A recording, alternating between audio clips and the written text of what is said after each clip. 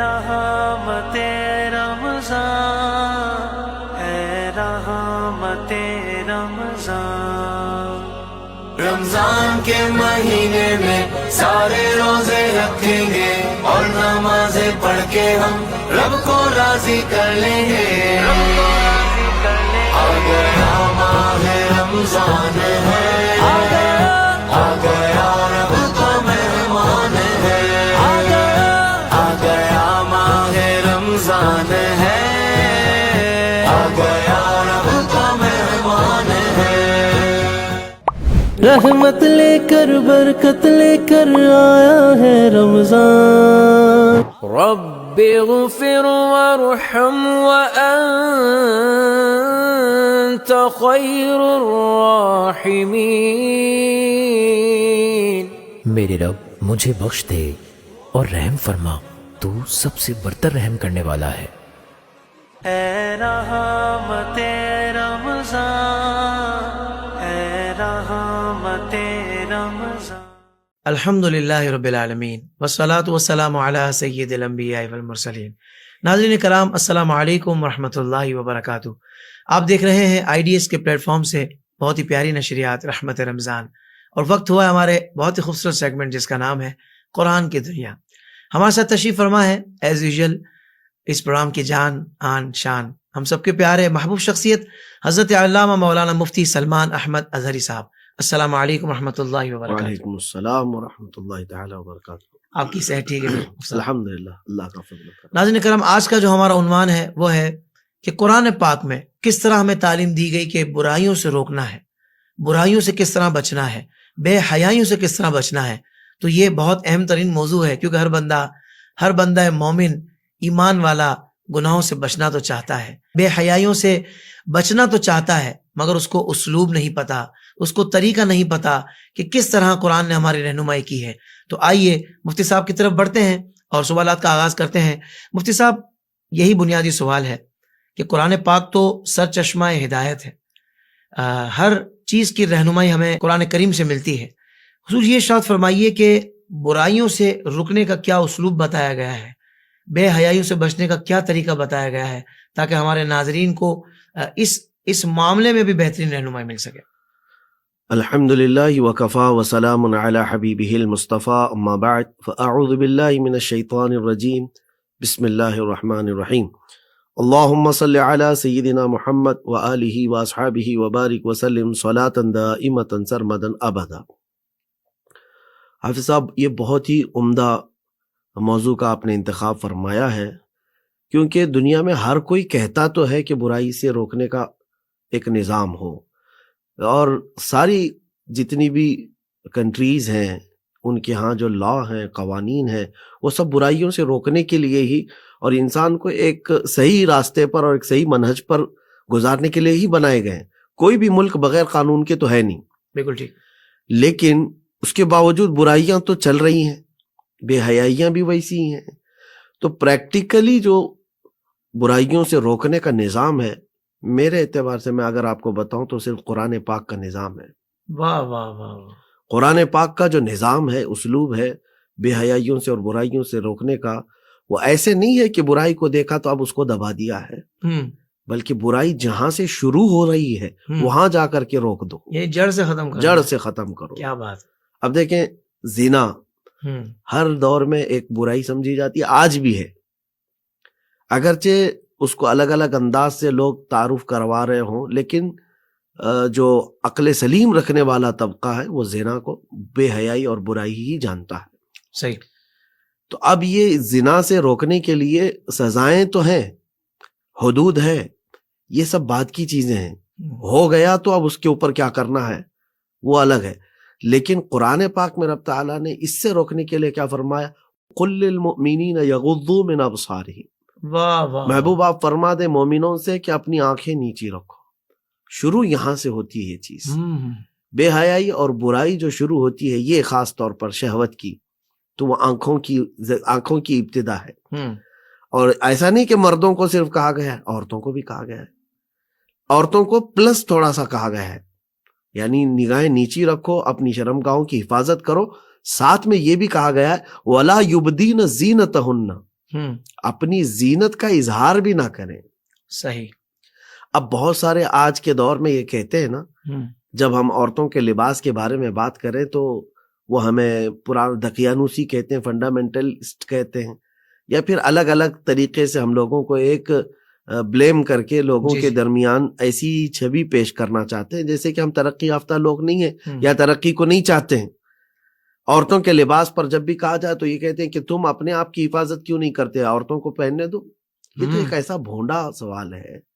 یعنی دیکھیں، فطرت ہے انسان کی، اس کے اندر شہوت ہے.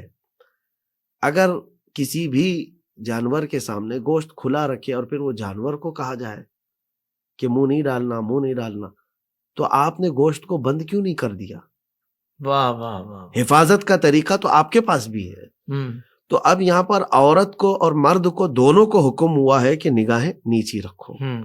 یہاں سے شروعات ہوتی ہے. ابھی دیکھیں اسلام میں جڑ پر انگلی رکھی گئی ہے، کمال. جڑ پر انگلی رکھی. ابھی ایک حدیث پاک ہے، بخاری شریف کی حدیث ہے. رسول پاک صلی اللہ تعالی علیہ وسلم فرماتے ہیں، ایاکم والجلوس بالطرقات، اپنے آپ کو راستوں پر بیٹھنے سے بچا لو. تم بچو، راستوں پر مت بیٹھو. تو صحابہ اکرام رضوان اللہ تعالی علیہم اجمعین نے عرض کیا، یا رسول اللہ صلی اللہ علیہ وسلم، ما لنا من مجالسنا بد نتحدث فیہا، ہمارے پاس یہاں بیٹھنے کے علاوہ کوئی چارہ نہیں ہے، کوئی جگہ نہیں ہوتی، ہم وہاں بیٹھ کر کے کچھ گفتگو کرتے ہیں. رسول پاک صلی اللہ تعالی علیہ وسلم اس وقت پھر یہ ارشاد فرماتے، اچھا بیٹھنا ہی ہے تم کو، ضروری ہے تو پھر اس کا حق ادا کرو، واہ واہ. راستوں کا حق ادا کرو. تو راستے کا حق کیا ہے؟ صحابہ نے پوچھا، راستے کا حق کیا ہے؟ حضور پاک صلی اللہ علیہ وسلم فرماتے ہیں، نظر نیچی رکھ کر کے بیٹھو. لوگ گزرنے والے ہر طرح کے آتے جاتے ہوں گے، وہاں پر خواتین گزر رہی ہوں گی، تم اگر راستے پر تم کو بیٹھنا ہی ہو رہا ہے تو اپنی نظروں کی حفاظت کرو، اور پھر ہر ایک کے سلام کا جواب دو، رد السلام. وہاں بیٹھنا ہے تو پھر یہ راستے کا حق ادا کرو. سبحان. اور پھر اتنا ہی نہیں بلکہ حضور پاک صلی اللہ علیہ وسلم نے آگے یہ بھی فرمایا، پھر وہاں پر بیٹھ کر خاموشی نہیں ہے کہ تم گفتگو کر کے چلے آئے، بلکہ کچھ اچھائیوں کا حکم بھی دے دو وہاں چلنے والوں کو، اور اگر کوئی برائی دیکھتے ہو تو روک کر کے بھی آؤ، یہ راستے کا حق ہے. کیا بات ہے، واہ واہ واہ. جو چوک پہ بیٹھتے ہیں، کٹوں پہ بیٹھتے ہیں، نکڑ پہ کھڑے ہوتے ہیں، ان کے لیے تو ہے ہی کہ اگر کھڑا ہونا ہی پڑ رہا ہے تو پھر تم اس کے حقوق ادا کرو. تو یہ دیکھیں، اسلام میں نظام برائیوں سے روکنے کا ایسا ہے کہ جہاں سے برائی شروع ہوتی ہے. حیرت ہوتی ہے کہ ایک قبیلہ تھا، حضور پاک صلی اللہ علیہ وسلم کے پاس آیا کہ یہ لوگ مدینہ طیبہ جب حضور صلی اللہ علیہ وسلم کے پاس آئے تو انہوں نے ایک شکایت کی کہ آقا، ہمارے اور آپ کے بیچ میں ایک دشمن قبیلہ رہتا ہے، تو صرف جو حرمت والے مہینے ہیں اس میں ہم آپ کے پاس آ سکتے ہیں، تو ہمیں کچھ ایسے احکام بتا دیجئے کہ ہم اس پر کنٹینیو چلتے رہیں، یعنی بار بار ہم آ نہیں پاتے ہیں. صحیح. تو رسول کریم صلی اللہ تعالی علیہ وسلم نے ان کو کیا فرمایا، 4 چیزوں کا میں تمہیں حکم دیتا ہوں اور 4 چیزوں سے منع کرتا ہوں، روکتا ہوں. اب یہ حدیث طویل ہے. 4 چیزوں کا جو حکم ہے اس میں نماز ہے، روزہ ہے، زکوٰۃ کا حکم ہے، اور خمس مال غنیمت میں سے. حضور پاک صلی اللہ علیہ وسلم نے فرمایا جو 4 چیزیں میں جس سے تمہیں روکتا ہوں، وہ چاروں چیزیں کیا ہے پتہ ہے؟ وہ شاید یہ بہت امپورٹنٹ چیز ہے. 4 چیزیں جو حدیث پاک میں ملتی ہیں، ایک وہ پیالے کا ذکر ہے جس میں شراب پیتے ہیں، یعنی وہ چاروں، حنتم، دبا، نقیر، یہ سب نام ہیں. اس وقت عرب والے کبھی کیا ہے، لکڑی کا گلاس بناتے، کبھی کدو کو کاٹ کر اس کے بیچ میں کا سب نکال کر اس کے چھلکے کو کھٹوری بناتے اور اس میں شراب پیتے. تو الگ الگ پیالے تھے شراب پینے کے اور ان کے نام تھے، اور رسول پاک صلی اللہ علیہ وسلم نے فرمایا 4 پیالوں کو توڑ دو.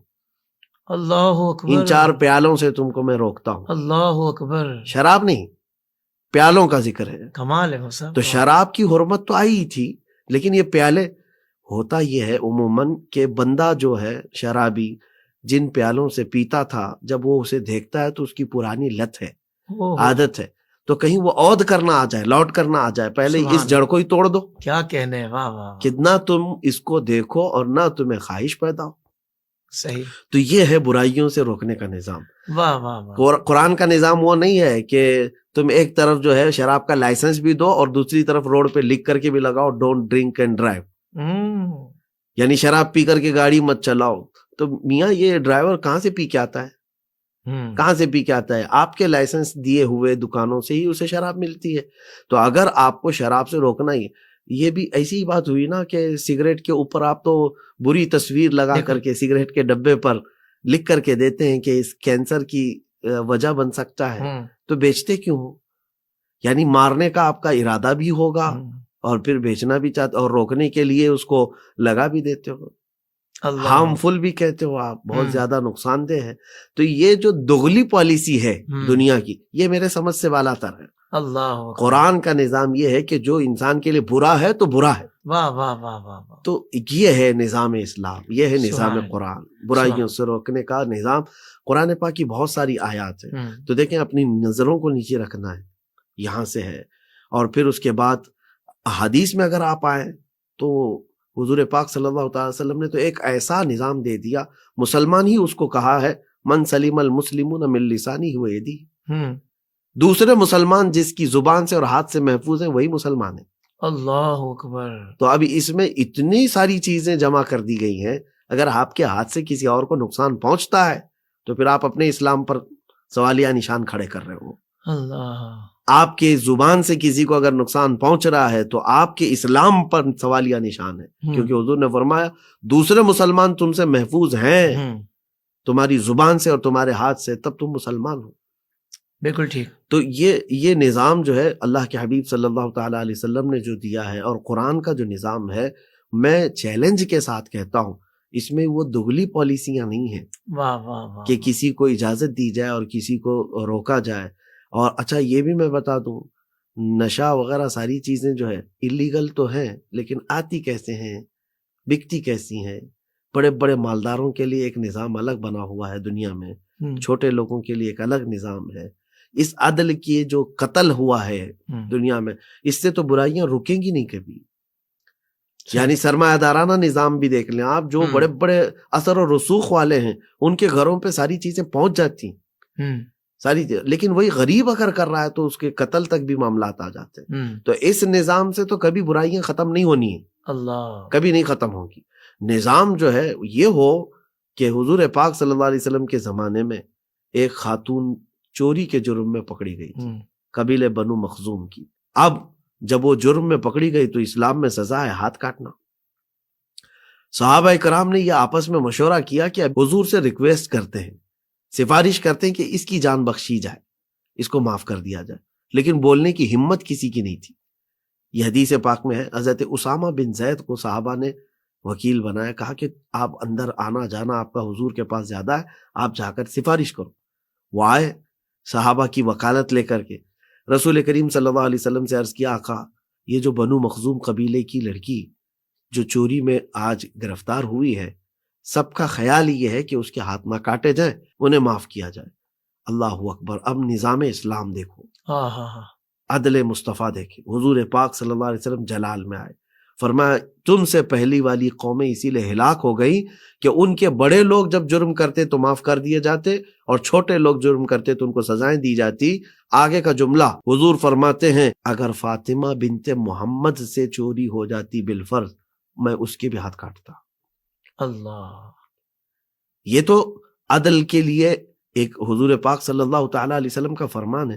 تو نظام اسلام یہ ہے کہ کسی کی رعایت نہیں ہوگی، کسی کی خصوصیت نہیں ہوگی، کہ یہاں پر برائیوں سے روکنے کے لیے یہ سارے نظام جب تک نہیں آئیں گے پوری برائیاں نہیں روک سکتی. اس کا مطلب یہ ہوا مفتی صاحب کہ الحمدللہ اہل ایمان کے پاس قرآن پاک کا ایک مکمل و مضبوط نظام موجود ہے. بالکل امپلیمنٹ کی ضرورت بالکل ہے، عمل درآمد کی ضرورت ہے. اس کی وجہ یہ ہے کہ نبی پاک صلی اللہ علیہ وسلم کے زمانہ مبارک میں آپ دیکھیں صحابہ کرام نے اس کو امپلیمنٹ کیا، بالکل، اور اہل بیت اطہار.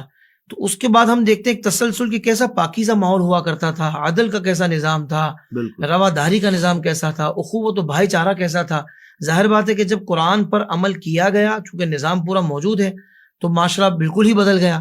آج ہم پیچھے اس لیے جا رہے ہیں پستی کی طرف، اس لیے مسلمان جا رہے ہیں کہ وہ قرآن سے دور ہو چکے ہیں. بالکل. حضرت ایک بنیادی سوال ہے آپ کی گفتگو سے، یہ سوال میں کرنا چاہتا ہوں کہ دیکھیں ہم نے آپ سے بھی سنا کہ نظام مضبوط موجود ہے بے حیائی سے روکنے کا قرآن پاک میں، برائیوں سے بچنے کا، اور ہم نے یہ بھی سنا کہ نماز بھی بے حیائی سے روکتی ہے. بالکل، قرآن پاک میں موجود ہے. کیا وجہ ہے مفتی صاحب کہ قرآن میں نظام بھی موجود ہے، قرآن بھی پڑھا جا رہا ہے، کثرت سے پڑھا جا رہا ہے، نمازیں بھی پڑھی جا رہی ہیں، پھر بھی بندہ اگر بے حیائی سے نہیں رک رہا، برائیوں سے دور نہیں ہو رہا، اس کی کیا وجہ ہے؟ حضور یہ ارشاد فرمائے۔ دیکھیں، لازمی بات ہے کہ جب کوئی ڈاکٹر آپ کو دوائیاں دیا ہے تو پرہیز بھی بتایا ہے۔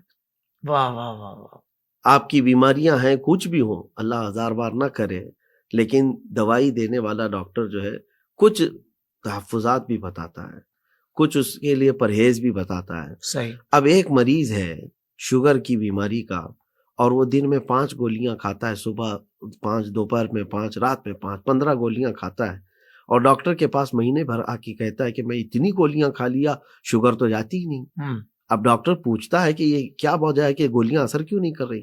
لیکن بندہ کہتا ہے روز 1 کلو شکر بھی کھاتا ہوں۔ او ہو، تو جڑ تو یہاں ہے، یعنی مٹھائی کا شوقین ہوں، مٹھائی لازمی کھاتا ہوں، وہ تو کھا ہی رہا ہے اور پھر گولیاں بھی کھا رہا ہے، تو اثر کیسے کرے؟ کیسے ہوگا؟ یہ اس میں گولیوں کا قصور نہیں ہے، صحیح۔ تمہارے اپنے پرہیز کا۔ قرآن پاک وہی مؤثر ہے، وہی اثر کرتا ہے، نمازیں بھی وہی اثر کرتی ہیں، لیکن وہی تو ہے، ہم تو مائل بکرم ہیں، کوئی سائل ہی نہیں۔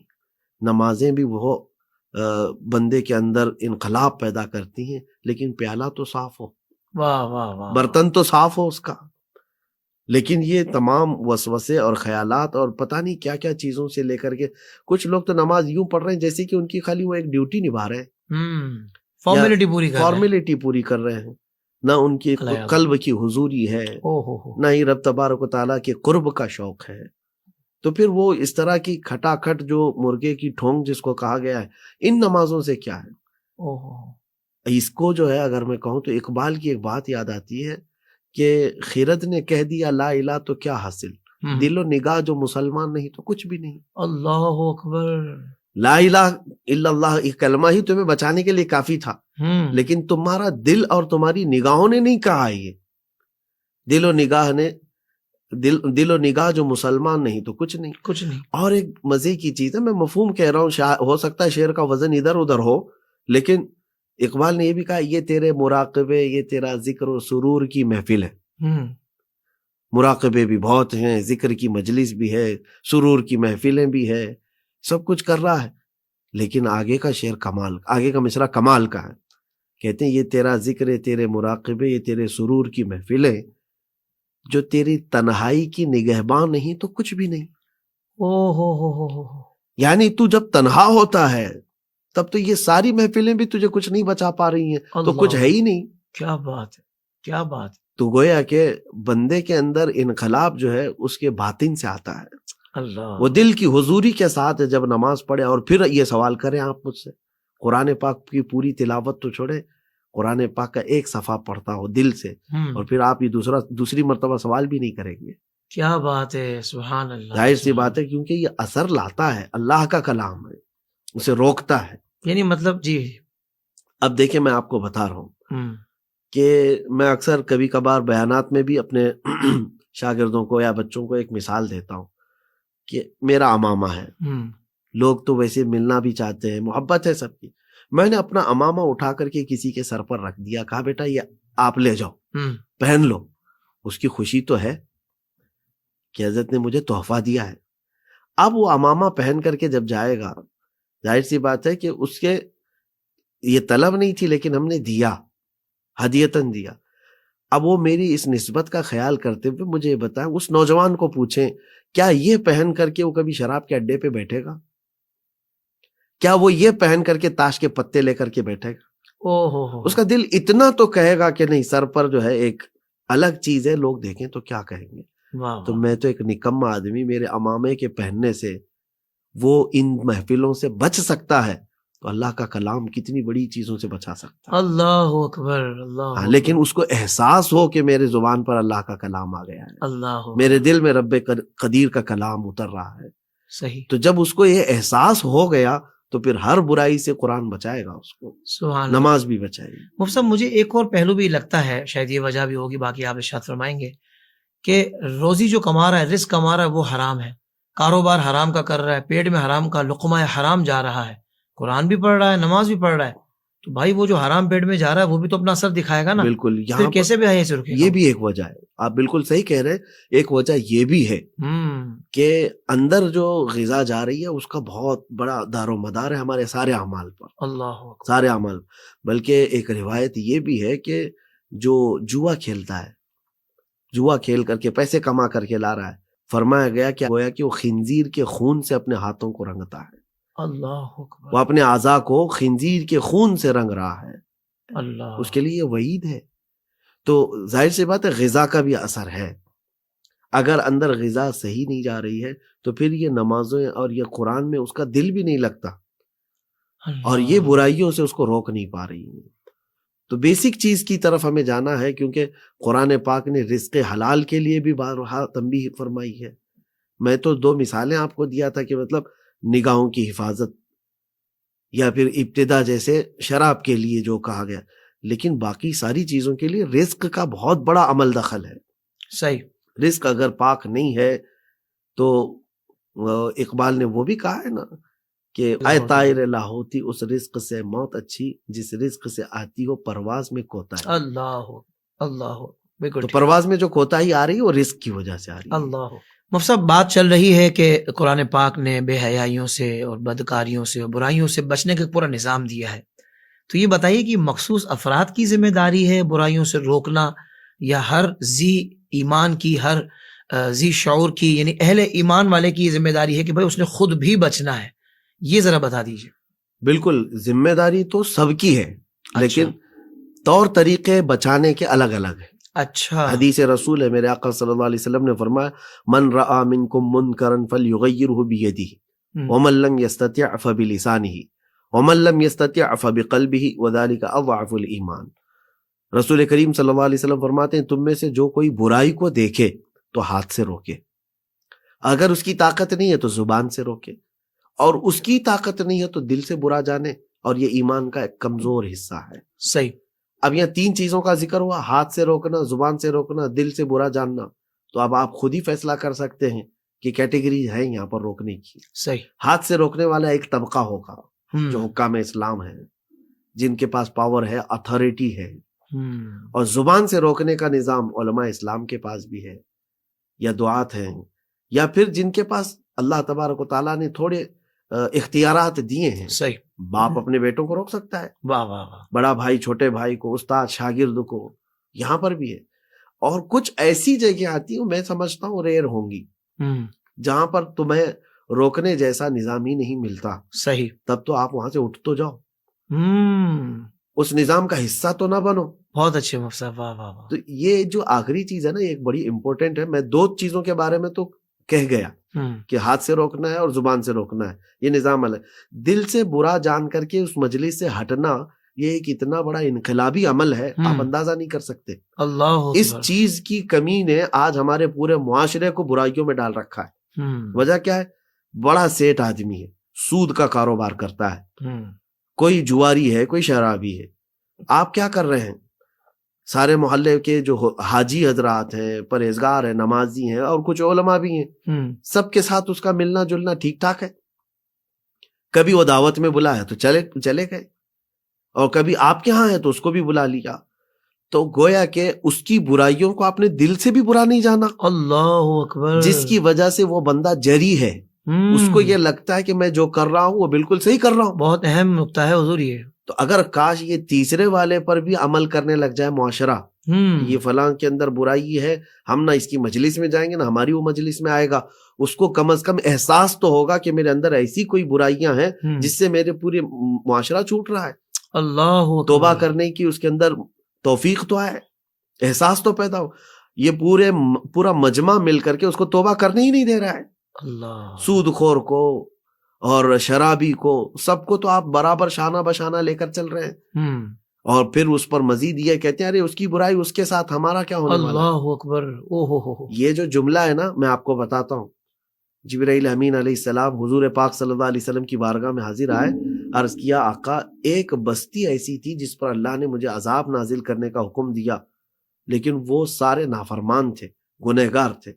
جب اللہ تعالیٰ کا غضب ہوا عذاب نازل کرنے کا، تو اس میں ایک بندہ تھا جو پرہیزگار تھا، بڑا نیکوکار تھا، اور عبادت گزار تھا، اس کے کوئی گناہ نہیں تھے، تو میں رب تبارک و تعالیٰ کی بارگاہ میں یہ سوال کروں کہ اس بندے کا کیا قصور ہے؟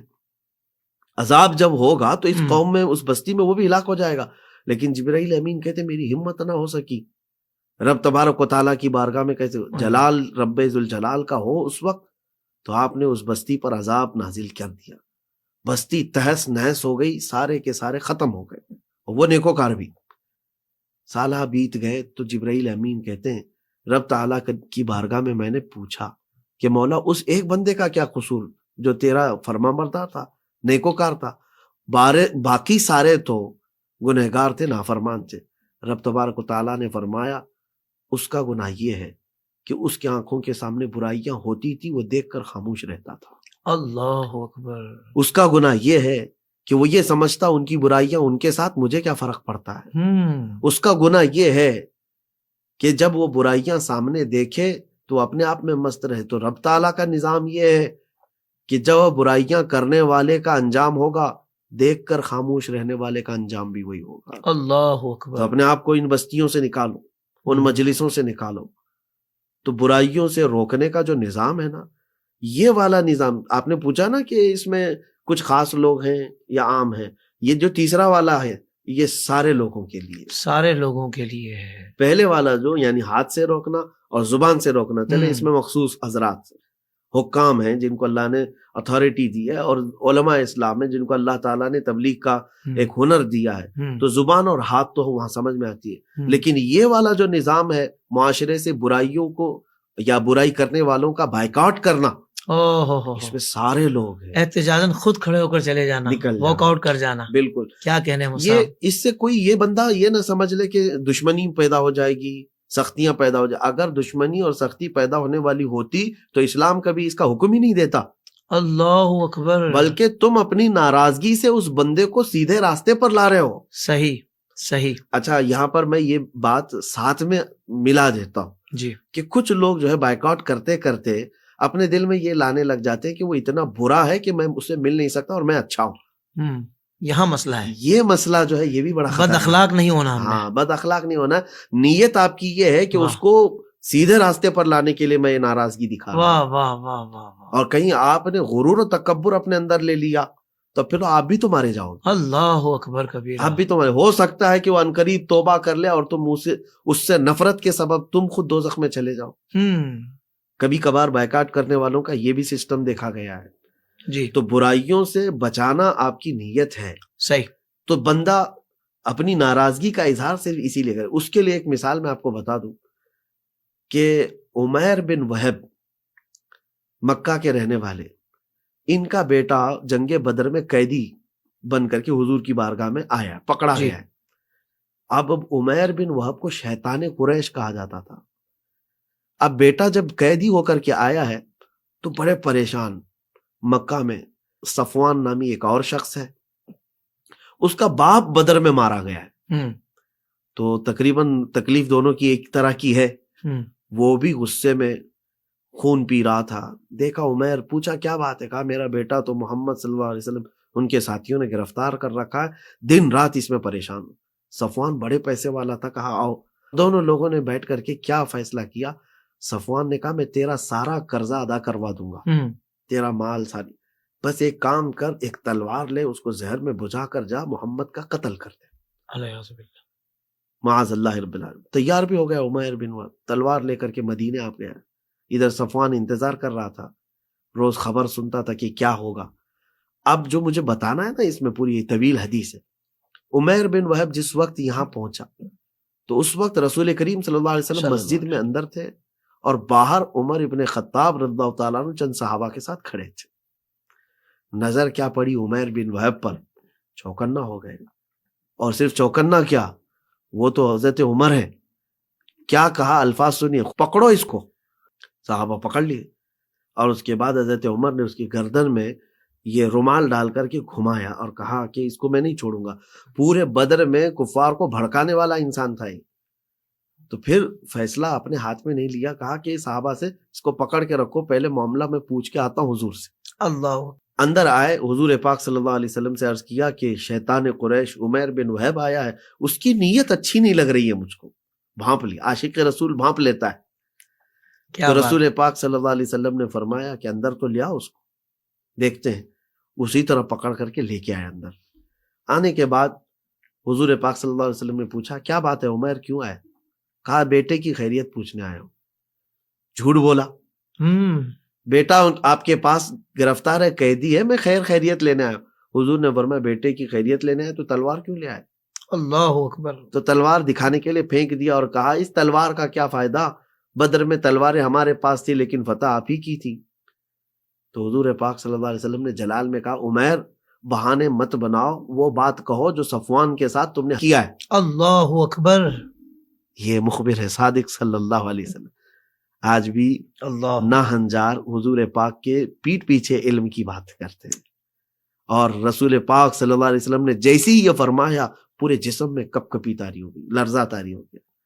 کہا کہ اب کیا کہنا کیا ہے کہ میں وہاں کیا بات کیا, اب تو صرف اتنا کہتا ہوں اشہد ان محمد رسول اللہ, میں گواہی دیتا ہوں کہ محمد صلی اللہ علیہ وسلم اللہ کے رسول. اب دیکھیں منظر بدل گیا, منظر بدل گیا. بات اتنی تھی کہ حضور پاک صلی اللہ علیہ وسلم نے معاف بھی فرمایا.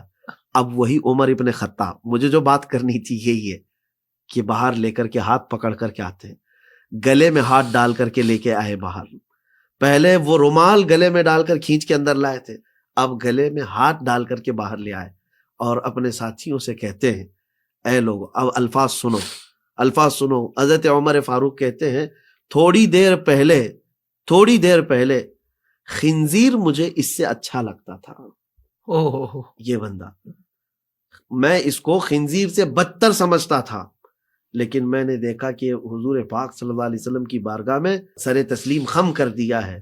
تو اب حضرت عمر کی جملے سنیں, کہتے ہیں اب میرے حقیقی بیٹے سے زیادہ مجھ کو یہ عزیز ہے. اللہ اکبر. اللہ اکبر. یہ نظام برائیوں سے روکنے کے لیے انہوں نے ناراضگی دکھائی ہے, شدت تو دکھایا ہے, لیکن جب وہ برائی ختم ہو گئی ہے تو کہتے ہیں میرے بیٹے سے زیادہ عزیز ہے. اللہ, یہ نظام لانے کی ضرورت ہے. برائیوں سے نفرت تو ہے, لیکن برے آدمی کو اس طرح سے بھی مت کرو کہ وہ کبھی بازی نہ آئے, جی سرکش بھی نہ ہو جائے. حضرت یہ تو ہمارے ویسے معاشرے کا المیہ تو ہے کہ اچھائیوں پر حوصلہ افزائی نہیں ہوتی اور برائیوں پر حوصلہ شکنی نہیں ہوتی. یعنی ایک بندے نے ریزر کر دی نا داڑھی شریف پر تو لوگ بولیں گے یار کتنا پپو لگ رہا ہے, کتنا پیارا لگ رہا ہے, کتنا خوبصورت ہینڈسم لگ رہا ہے. ارے بھائی یہ ہینڈسم نہیں ہے جو حضور کی سنت کو کٹوا کر آیا ہے. بالکل, جس نے اپنے چہرے پر حضور کی سنت مبارکہ, سر پر امامہ شریف, زلف شریف سجائی ہیں, وہ ہینڈسم ہے, وہ حقیقی خوبصورت ہے. تو یہ معاشرے کے اندر یہ بھی تو معاملہ ہے نا. اس کے لیے جو ہے نا میں ایک حدیث سنا دیتا ہوں, عطا ہو جائے. جتنے نوجوان ہیں وہ اس چیز کو فیس کریں گے, آگے کے زمانے میں اور کریں گے. صحیح. حضور پاک صلی اللہ علیہ وسلم نے جو فرمایا بدأ الاسلام غریبا وسیعود غریبا, اسلام جب شروع ہوا تو اجنبی سا تھا. دو معنی اس کی کیے گئے, غریبوں میں شروع ہوا اور ایک اجنبی تھا. اجنبی, اور پھر یہ اجنبی بن جائے گا. اللہ اکبر. مطلب یہ ہے کہ جو اسلام پر عمل کر رہا ہوگا لوگ اس کو ایسے دیکھ رہیں گے, یہ مسلمان عجیب نظروں سے اس کو دیکھیں گے. تو یہ ہمارے بچے فیس کریں گے آگے. داڑھی والا ہے تعجب کرنے لگ جائیں گے, ٹوپی والا ہے تعجب کرنے لگ جائیں گے. میں اپنے بچوں سے کہتا ہوں آج ہی تم اپنے آپ کو تیار کر لو اس بات کو, چاہے پوری دنیا تمہیں تعجب کی نظروں سے دیکھے, تمہیں تو فخر اسی بات پر ہونا چاہیے کہ میں رسول پاک صلی اللہ علیہ وسلم کی سنتوں سے پیار کرنے والا ہوں. سبحان اللہ. میں جس جگہ پر بھی جاؤں حضور پاک کے اخلاق کے ساتھ جاؤں گا. اللہ اکبر. تمہیں تو آج یہ پریپیئر ہو جانا چاہیے کہ دنیا ابھی اجنبی سا محسوس کرے. بلکہ ایک حدیث میں یہ بھی ہے کہ لوگ جو ہے کسی کا اسلام دکھا کر کے تانے مار رہے ہوں گے اس کو کہ دیکھو وہ نماز پڑھنے والا آیا ہے, ہو دیکھ رہے ہو اس کو نماز پڑھنے والا. یعنی اچھائی کرنے والے کو لوگ جو ہے مطعون کریں گے, تانے کے ساتھ بات کریں گے. اتنے برائیوں کا نظام ہو چکا. اور سب کئی مثالیں نظر آ رہی ہیں, آپ حجاب کو ہی دیکھ لیں. ہاں, کہ مطلب معاشرے میں جو حجاب کر رہی ہے خاتون بچی, اس کو عجیب نظر سے دیکھا جا رہا ہے. جنہوں نے کپڑے اتارے ہوئے ہیں وہ کوئی عجیب بات نہیں ہے. پہلے کا نظام کیا تھا؟ اللہ اکبر. پہلے اگر ہمارے بچپن میں بھی ہم نے دیکھا ہے کہ کوئی اس طرح سے بے حیائی دکھتی تو لوگ منہ پر ہاتھ رکھ لیتے تھے, جی کیا کر رہا ہے. لیکن اب ان کے لیے نہیں ہے. ہاں, اب جو اسلام پر عمل کر رہا ہے اس کو دیکھ کر کے لوگ حیرت کرنے لگ جاتے ہیں, کیا بات ہے اس کی. اللہ اکبر. اللہ اکبر. بہرحال آخر میں ایک اور بات جو بہت ضروری تھی، جی حضور. دیکھیں ایک آپ کا ایک سوال یہ بھی ہونا چاہیے کہ ہمارے بچے ان برائیوں سے بچ کیسے سکتے بچ ہیں؟ کیسے سکتے ہیں، یہ تو لازمی بتائیے. کیسے بچ سکتے ہیں؟ کئی صورتیں ہیں، اس میں سب سے پہلی صورت آج یہ ہے، ان کو صحبت پاک کرنی ہوگی اپنی، کیونکہ حدیث میں ملتا ہے کہ اچھے کی صحبت تجھے اچھا بنا دے گی اور برے کی صحبت تجھے برا بنا دے گی. اور اس کو حضور نے مثال کے ذریعے سے بتایا ہے کہ عطر کی دکان میں جا کر کیا ہو، عطر نہ بھی لگاؤ تو تم خوشبو سے مہک جاؤ گے، اور کوئلے کی دکان پر جاؤ اور کام نہ بھی کرو گے تو تمہارے کپڑوں پر کالک لگ جاتی ہے. صحیح. تو یہ مثال کے ذریعے حضور نے فرمایا. تو نوجوانوں سے میں کہتا ہوں کہ آج کے دور میں تمہاری دوستیاں ایسی ہیں کہ تمہیں برائیوں پر وہ زبردستی لے کر چلی جاتی ہیں. صحیح. تم شروع میں چاہتے نہیں تھے، لیکن کنٹینیو ان سے جو گفتگو سن رہے ہو، بے حیائیوں کے مذاق باتیں، تو تمہارے دل کے اندر بھی وہی چیزیں آنے لگ گئی. اور تم یہ سمجھتے ہو، کچھ لوگ یہ کہتے ہیں میرا دوست ہے وہ گٹکا بھی کھاتا ہے، فلاں ہے وہ تو بیئر بھی پیتا ہے، فلاں ہے تاش کے پتے کھیلتا ہے، میں نہیں کرتا، ان کے ساتھ ہے میرا اٹھنا بیٹھنا. تو تم اس کو ہلکے میں لے رہے ہو. قرآن پاک کی آیت ہے، رب تعالیٰ فرماتا ہے قیامت کے دن کچھ لوگ ایسے ہوں گے جن کو دوزخ میں لے جایا جا رہا ہوگا. کس وجہ سے؟ ان کی دوستی بری تھی، اور وہ چیخ کر کہیں گے یا ویلتا لیتنی لم اتخذ فلانا خلیلا، اے کاش میں فلاں کی دوستی نہ کیا ہوتا تو اچھا ہوتا. اللہ صرف اس کی بنیاد پر میں دوزخ میں جا رہا ہوں. اللہ اکبر. ہوتا نہیں ہے پولیس کو بھی آپ دیکھیں، آج یہ نظام تو آج بھی ہے. آپ نے جرم نہیں کیا ہے، لیکن جرم کرنے والا آپ کے گھر پہ تھا تو آپ کو بھی اٹھا لیا جاتا ہے. بالکل ایسا ہی ہے، بالکل کیا ایسا ہی. کوئی ٹیررسٹ ہو، کوئی آتنکواد جس کو کہتے ہیں، وہ اگر آپ کے ہاں مل جائے تو آپ کو تھوڑی نہ چھوڑا جائے. آپ کیوں اس کے ساتھ راضی تھے، آپ کیوں اس کے ساتھ بیٹھے تھے؟ یہ تو دنیا کا بھی نظام ہے. بالکل ایسا ہی ہے. ڈرگس لے کر کے کوئی جا رہا ہو، اس کے پاس تھیلی ہے، لیکن جو گاڑی والا اس کو لے کر کے جا رہا ہے اس کو چھوڑ دیا جائے. جرم اور اقدام میں جرم بالکل، دونوں آدمی، بلکہ یہ تعاون کرنے والے بھی شامل کرنے ہیں. والے بھی آتے ہیں.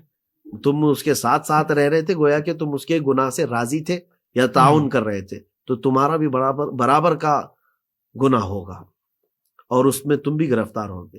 تو نوجوانوں سے کہتا ہوں کہ صحبت پاک رکھو، صحبت پاک رکھو، اللہ تعالیٰ برائیوں سے تمہیں محفوظ فرمائے. یعنی ایک تو یہ والی صحبت جو آپ نے ارشاد فرمائی دوستوں کی، اور اس وقت جو صحبت ہمارے نوجوان نے اختیار کی ہوئی ہے وہ جو سوشل میڈیا پر جو ایک پورا بے حیائی کا ماحول ہے، زیادہ دوستی اس کے ساتھ ہی ہے نا. بالکل، صحبت کا مطلب یہ نہیں ہے کہ فزیکل آدمی کے ساتھ بیٹھنا ہی صحبت ہے. صحیح. آپ آج کے دور میں دنیا پوری ڈیجیٹلائز ہے. جی بالکل ایسا ہی. تو اس میں بھی جو تم جس کے ساتھ چیٹ کر رہے ہو، گویا کہ وہ تو ایک مجلس ہی ہوئی نا. بالکل صحیح. وہ مجلس ہے، تو وہ مجلسیں بھی دیکھو کس چیٹ روم میں تم جا رہے ہو، کون لوگ ہیں وہاں تمہارے ساتھ. تو گویا کہ وہ بھی ایک مجلس کے حکم میں ہی آئے گی. اللہ. اور تم اگر یہ سمجھتے ہو کہ دنیا تو نہیں دیکھ رہی، میرے ہاتھ میں ہے، میں جو کروں. یعلم خائنۃ الاعین، تمہاری آنکھوں کی خیانت کو وہ رب دیکھ رہا ہے. اللہ اکبر. تو جواب تو وہی دینا ہے، اور جزا اور سزا کا مالک بھی وہی ہے. اللہ. تو ان چیزوں سے بچ جائے تو انشاءاللہ العزیز برائیوں سے بچنے کا ایک بہترین نظام ہمارے پاس موجود ہے. سبحان اللہ. مفتی صاحب بہت شکریہ. یقین مانے آپ گفتگو کر رہے ہیں، دل تو نہیں چاہ رہا کہ آپ کو انٹرپٹ بھی کیا جائے یا روکا جائے. کمال کی آپ گفتگو فرما رہے ہیں، اور قرآن سے الحمدللہ آپ نے ہمیں سمجھایا ہے کہ کس طرح قرآن پاک نے ہمیں بے حیائی اور برائیوں سے بچنے کا نظام عطا فرمایا. اللہ تعالیٰ ہم سب کو عمل کی توفیق عطا فرمائے.